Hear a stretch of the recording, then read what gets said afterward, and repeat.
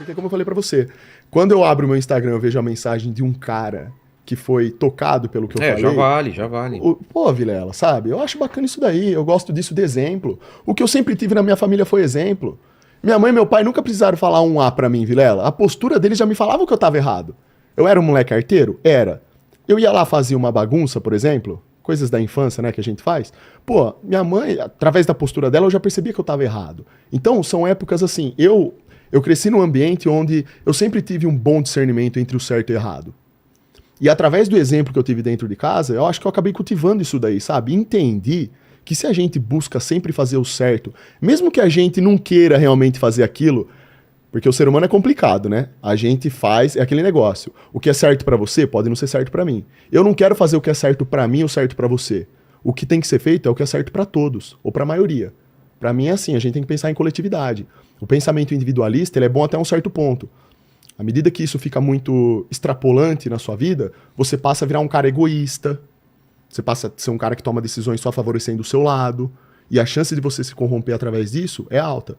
Agora, se eu sou um cara que eu tenho um pensamento mais coletivista, ou seja, eu penso mais no coletivo, eu penso nos demais, e tento tomar sempre uma decisão certa, não porque ela só vai me beneficiar, mas vai beneficiar outras pessoas também, aí sim o progresso vem, cara. Eu acredito nisso, entende? Inclusive, isso poderia até criar um alicerce disso com a situação do nosso país, agora envolvendo política, que é um assunto que eu gosto muito também. Se a gente vivesse num país sério, onde, em primeiro lugar, o povo deixasse de ser menos hipócrita e passasse a acertar mais nas coisas deles, pessoais, do dia a dia deles, nós viveríamos já num país melhor. Por quê? Porque as pessoas, quando elas fazem o que é certo, não só para elas, mas certo para os outros também, isso gera uma energia. Isso daí gera um efeito dominó. Se eu faço o que é certo pra mim e pros outros aqui hoje, você, ele, a minha namorada, qualquer pessoa que esteja próxima de mim que absorveu o exemplo, ela vai fazer isso também. Isso vai sendo reproduzido e vai contagiando outras pessoas. Se a gente vivesse num país onde a dinâmica fosse essa, onde fosse o certo pelo certo, não importa se aquilo vai ser certo pra mim ou certo pro outro, mas vai ser certo pra todo mundo, isso sim, aí a gente viveria num país melhor. Por quê? Porque a sociedade poderia escolher melhor um governante pro nosso país, que também fosse diretamente alicerçado nessas ideias que eu tô falando aqui. Um cara de postura, de boa índole, de caráter, entende?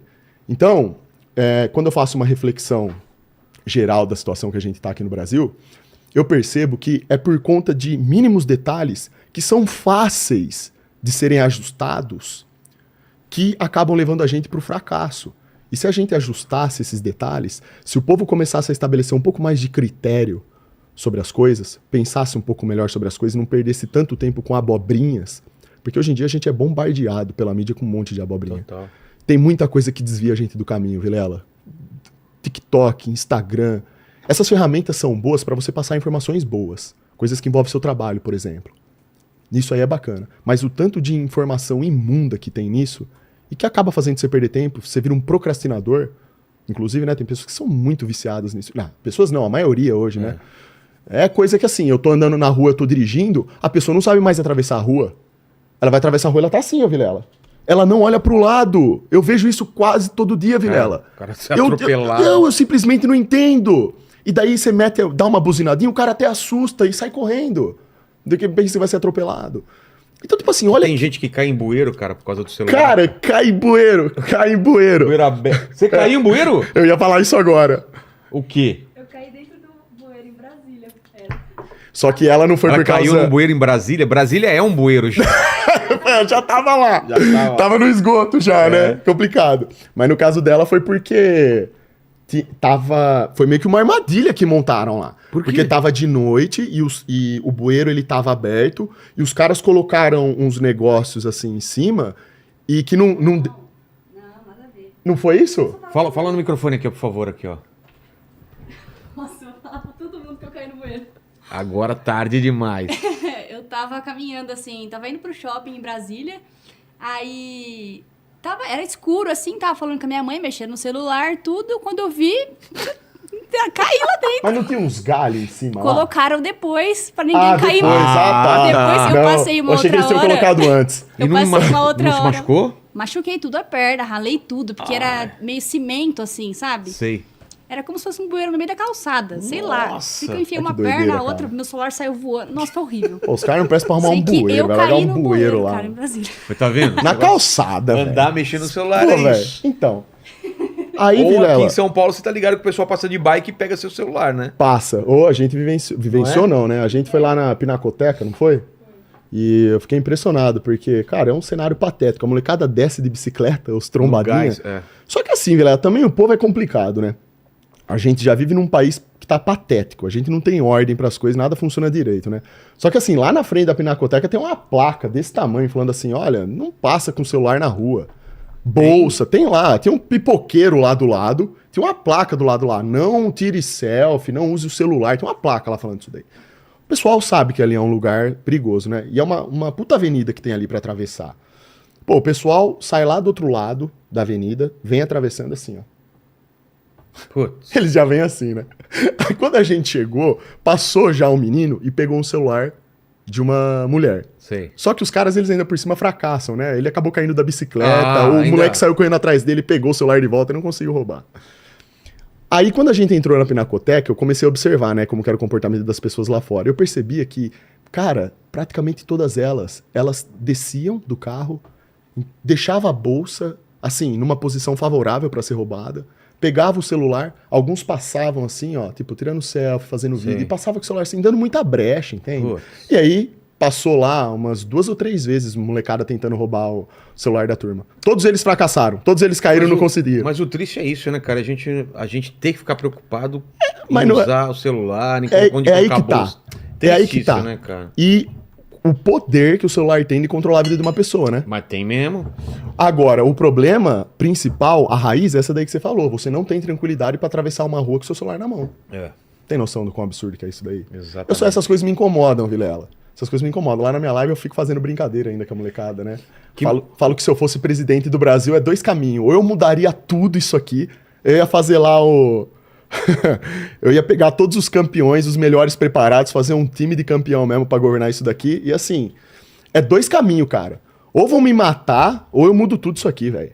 É. Ô, Vilela, a situação do país é perfeitamente sanável, cara. Também acho, cara. O Brasil, ele é Conhece um alguém país... com vontade mesmo de fazer alguma coisa, velho? Ô, Vilela, o Brasil ele é um país que, se fosse mal administrado, hoje ele não é mal administrado, ele é não administrado. Ele não chega nem a ser mal administrado. Se fosse mal administrado, a gente estaria crescendo no patamar da China, cara. Porque a gente tem tudo aqui, Vilela. A gente tem potencial para se industrializar, a gente tem água potável, tem petróleo, a gente tem minério, a gente tem sol. Os países que são ricos lá da parte norte do mapa, o sol lá dos caras é fraco. Total. Você falou do Enéas. Você gosta do Enéas por quê, cara? O cara era ó, Ah, eu gosto do Enéas porque, assim, primeiro que cara já... inteligente pra caramba. Sim, um cara inteligente, só que assim, você ser apenas um indivíduo inteligente não traz a mudança real. Você tem que ser um homem inteligente que adquire preparo na sua vida, só que em primeiro lugar você tem que ser um cara que busca a verdade. É isso daí que é o ponto visceral aqui para entender quem que foi o Dr. Enéas. O Dr. Enéas, além de ser um cara que era inteligente, estudava muito, ele tinha até um tipo de compulsividade pelo estudo, estudava sobre tudo e muito sobre tudo. Ele podia falar sobre praticamente qualquer área do saber humano, que ele saberia se comunicar a respeito daquilo, né? Deu aula em todos os níveis de ensino, né, do Brasil, formou médicos, mais de 20 mil, então deu aula para todo mundo. O cara era um educador, sabia formar pessoas e informar. Só que além disso, o principal do Dr. Enéas é que ele era um cara preocupado com a verdade. Ele era um cara que usava o conhecimento dele para tentar chegar na verdade, ou pelo menos próximo dela, e através disso, tentar trazer uma mudança que iria afetar positivamente a vida de todos.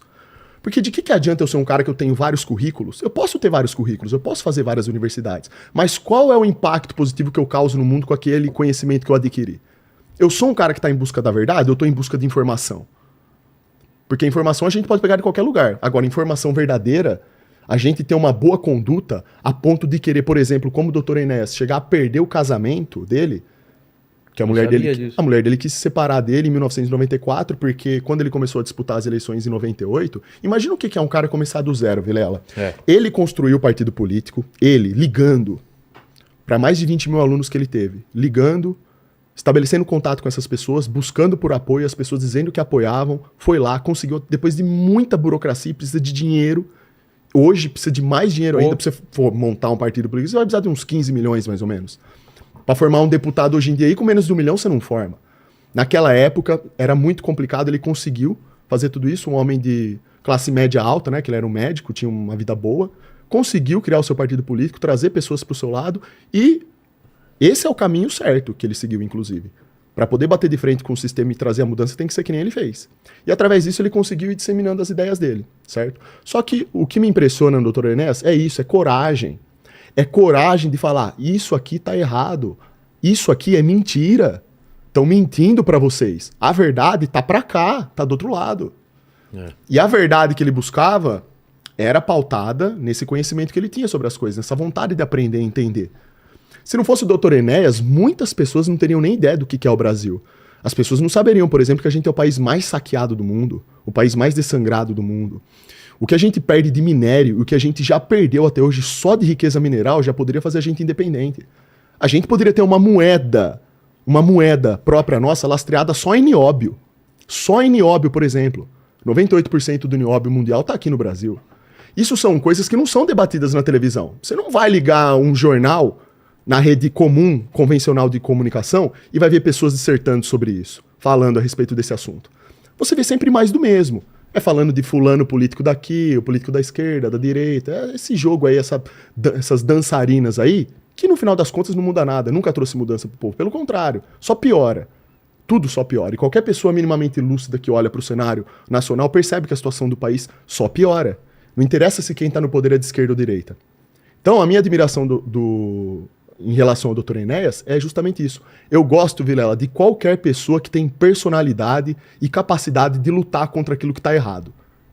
Pessoas assim, eu acredito que são as pessoas que trazem a diferença para o mundo. Sabe? Então...